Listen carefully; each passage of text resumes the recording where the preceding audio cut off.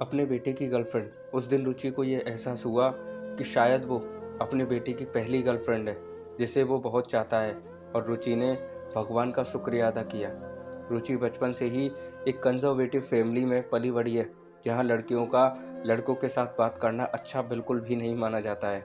कहीं आउटिंग के लिए लड़कियों को नहीं भेजा जाता, भले ही उसके पापा ने उसे मेडिकल का कोर्स करवाया हो, लेकिन कभी भी उसे अकेले बाहर नहीं भेजा, चाहे फिर वो मेडिकल कॉन्फ्रेंस ही क्यों ना हो। उसको सिटी से बाहर जाने की परमिशन ही नहीं थी। रुचि भी बहुत ही शर्मीले स्वभाव की थी और बहुत ही सुलझी हुई लड़की थी। उसने कभी भी इस बात के लिए अपने माता पिता से बहस नहीं की, क्योंकि वो समझती थी कि ये शायद उनकी इनसिक्योरिटी है, आजकल का माहौल देखते हुए, जो उन्हें ऐसा करने पर मजबूर करती है। पर अंदर ही अंदर जब वो लड़कियां दूसरी लड़कियों को खुलकर एंजॉय करते हुए देखती थी, तो मन ही मन बहुत उदास होती थी। पर संस्कारों की वजह से खुद पर संयम रखना उसे बखूबी आता था। कॉलेज में उसकी एक सहेली थी, शिखा, जो उसके स्वभाव की कायल थी। वो कहती थी, पता नहीं तू कैसे ये सब मैनेज कर लेती है। रुचि ने कभी होश संभालने के बाद अपनी माँ को गले नहीं लगाया था, अपने पिता को गले नहीं लगाया था, क्योंकि उनके परिवार में ये सब मर्यादा के बाहर माना जाता था। ऐसे में रुचि एक बहन को बहुत मिस करती थी।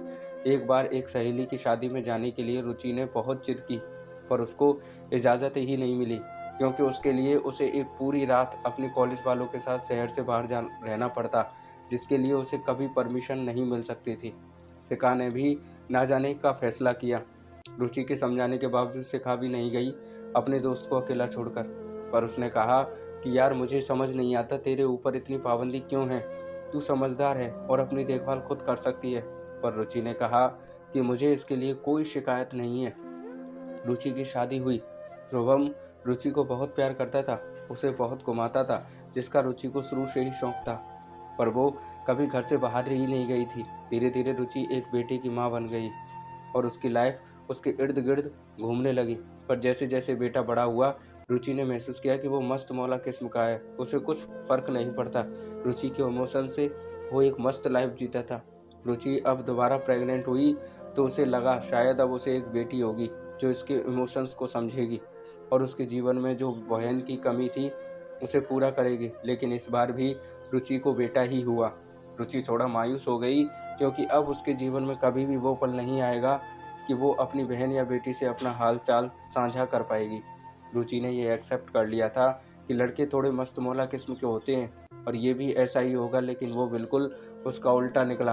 वो अपनी माँ को इतना प्यार करता था कि जब उसके नन्हे नन्हे हाथ रुचि का चेहरा अपने हाथों में भर लेते थे, तो रुचि की आंखों से आंसू छलक उठते थे।